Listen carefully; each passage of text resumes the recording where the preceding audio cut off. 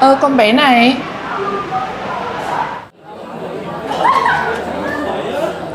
Quỳnh Anh. Rồi, xong rồi. Thì không ai. Đưa điện thoại cho cô. Thôi mà cô, mới Cô ơi, mua điện thoại nó đi cô ơi. Một mấy khai trương điểm mong mới đầu năm rồi. Mới đầu năm mà đã dùng rồi. Trời ơi, rồi xong luôn. năn nỉ cô. Vi phạm rồi nha. Thôi mà cô, nhưng mà một lần thôi cô, năn nỉ cô. Cuối giờ gặp cô phòng công tác học sinh. Cô.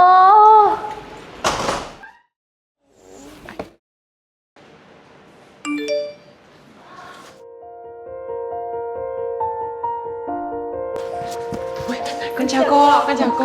Mình cất máy quay đi. Ủa xong thằng Minh rồi. Minh ơi, đi. Vào đi. Trời ơi. Ôi, nãy nói chung là kiểu đấy. Nãy gặp ở ngoài, nãy.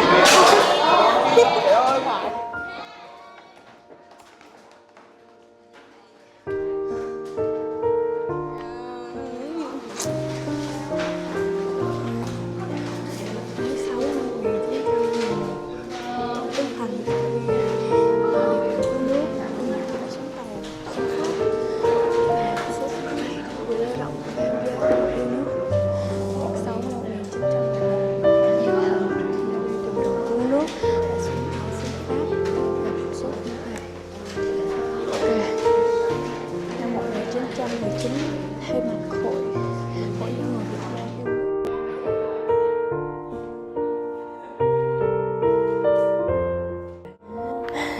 Mệt quá rồi, trời ơi, đúng nhiều bài luôn á.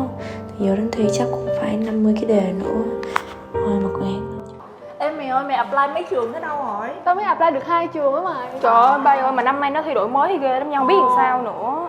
Ôi mấy bà, trường đại học tôi thích vừa mới offer học bổng cho tôi đó. Ê, giỏi nha. Được nha. Ê, nhưng mà ngày mai là thi rồi, tao lo quá à. Phần thi kết thúc, đề nghị tất cả thí sinh ngừng bút và chuẩn bị nộp bài. Giây phút buông bút, mọi thứ như chững lại. Từng kỷ niệm hiện về, rõ ràng như thể mới vừa hôm qua. Là những buổi sáng vội vàng, tiếng chuông trường vang lên. Là ánh mắt thầy cô, là tiếng cười bạn bè. Là cái ôm lặng lẽ của mẹ trước giờ thi. Mình đã từng mong ngày này đến thật nhanh. Vậy mà giờ đây, chỉ muốn thời gian chậm lại một chút. Như chiếc đồng hồ cát lặng lẽ đếm ngược. Từng hạt cát rơi xuống là một khoảnh khắc không thể quay lại. Và khi hạt cuối cùng chạm đáy, ta chỉ biết tự nhủ, thời khắc trưởng thành thật sự đã đến rồi. Ê, cái con nó rớt kìa, sao không? Ủa sao, tao giật lên chứ. Mọi người ơi, vô chụp hình mọi người ơi. 1, 2, 3.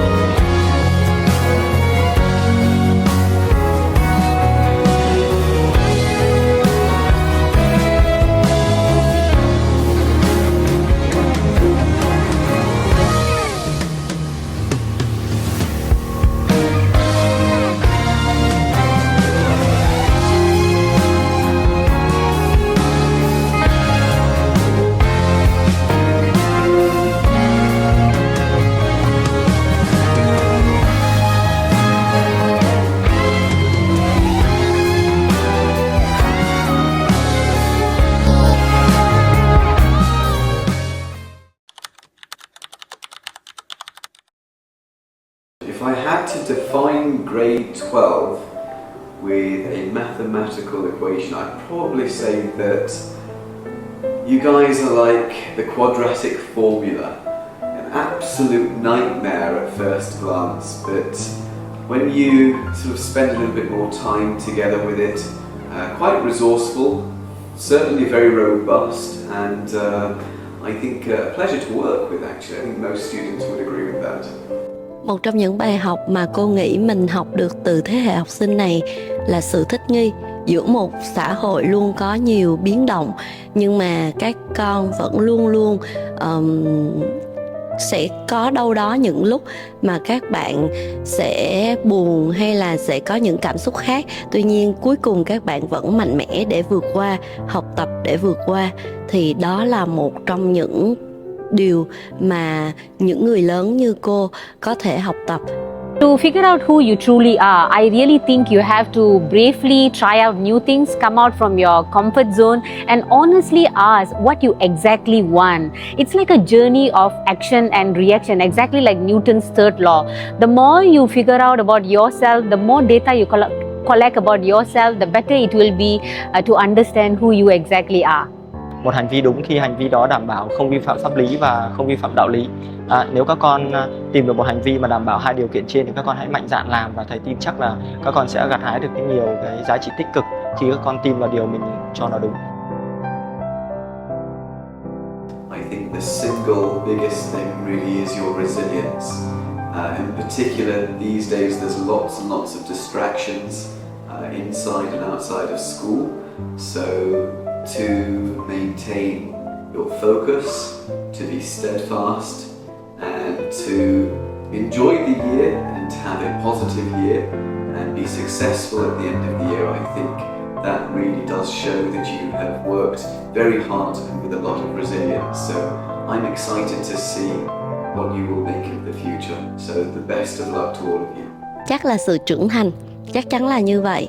Các bạn không chỉ trưởng thành trong cả kiến thức mà trưởng thành trong cả tư duy, cả tình cảm.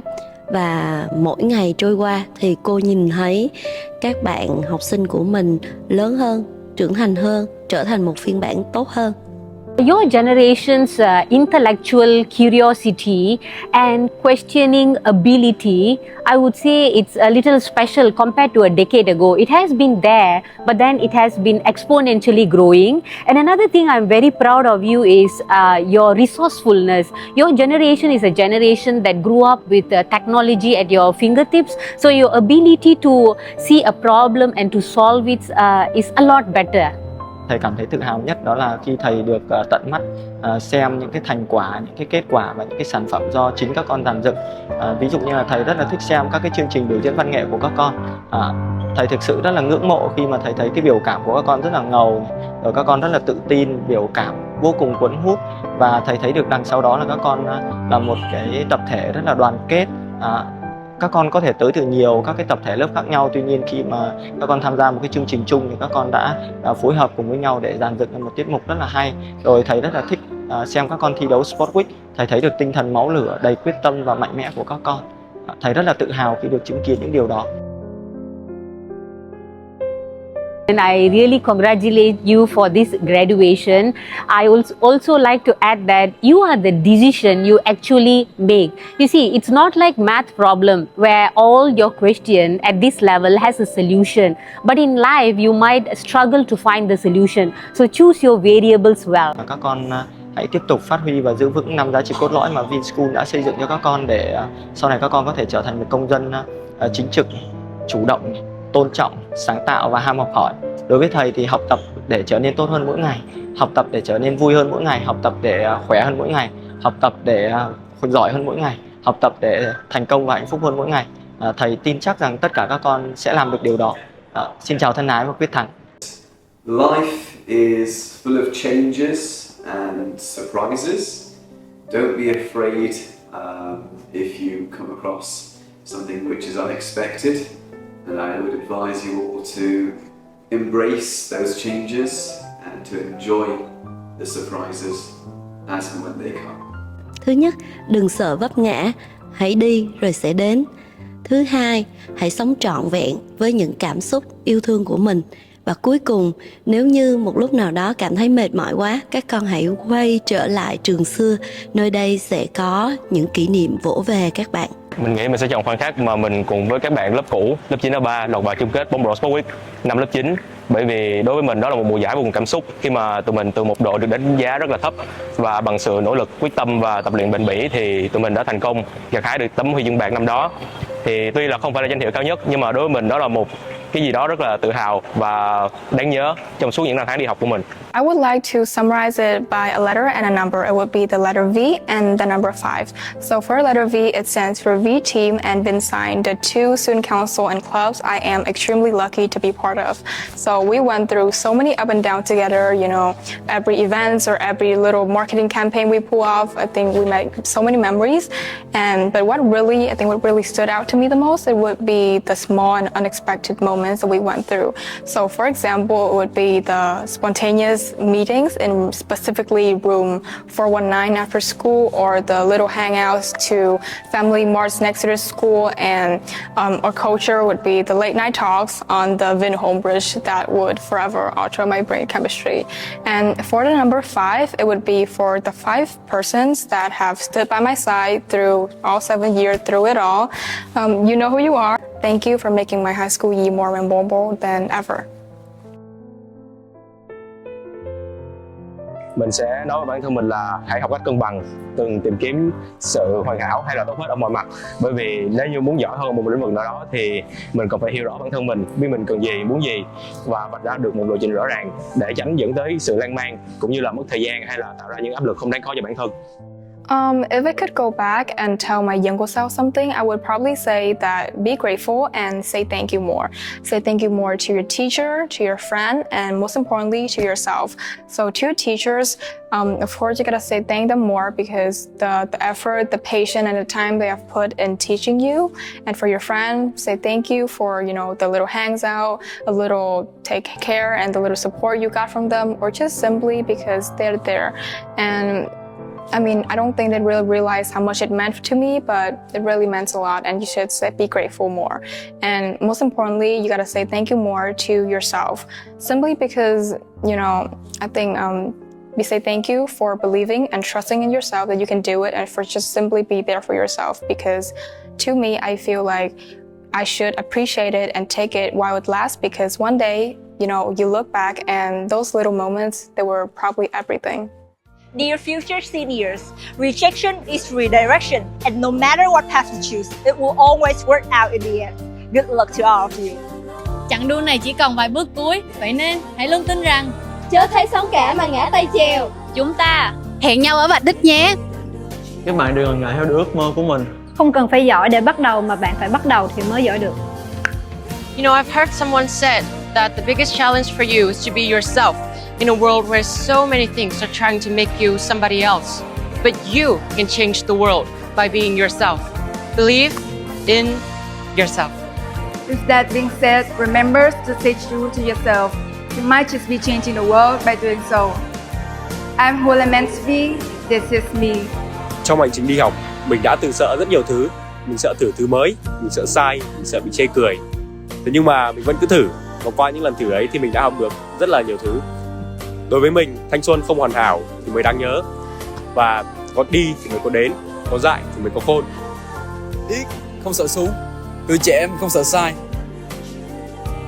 Bạn ơi, tuổi trẻ là phải biết ước mơ, biết hy vọng và biết hành động để biến ước mơ của mình thành sự thật. Tuổi trẻ là phải biết yêu thương, biết chia sẻ. Và đừng quên phải luôn cống hiến hết mình cho xã hội nha. Không phụ hơn dạy dỗ, không phụ tình thế, không thẹn với bản thân, không thẹn với thời đại. Hẹn gặp các bạn trên đỉnh vinh quang. Tụi mình không chỉ mong cho các bạn thành công, tụi mình còn mong cho các bạn thật rực rỡ, sống đúng với ước mơ của mình và hãy vững vàng trên con đường mà mình đã chọn. Tụi mình tin các bạn và các bạn cũng hãy tin vào chính bản thân mình nha. Mỗi trang sách lật qua là bước tiến gần hơn đến ước mơ. Chỉ cần bạn kiên trì, thành công sớm muộn gì cũng sẽ đến. Nó không phải là bạn tốt như thế nào mà là bạn muốn trở nên tốt như thế nào. Chúc bạn thành công.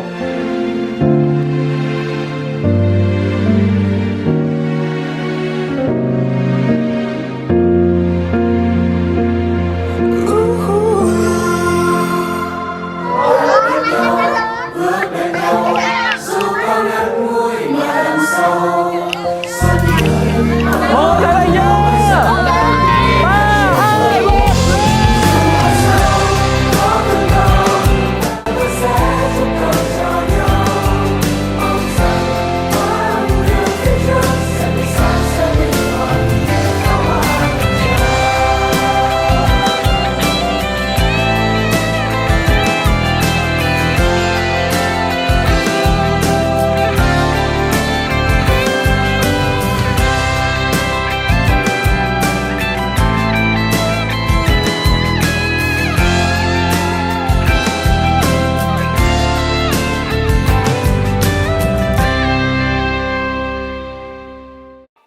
Chẳng phải phép màu, vậy sao chúng ta gặp nhau? Một người khẽ cười, người kia cũng dịu nỗi đau. Gọi tôi thức giấc cơn ngủ mê, dìu tôi đi lúc quên lối về. Quãng đời mai sau luôn cạnh nhau. Quãng đời mai sau luôn cạnh nhau.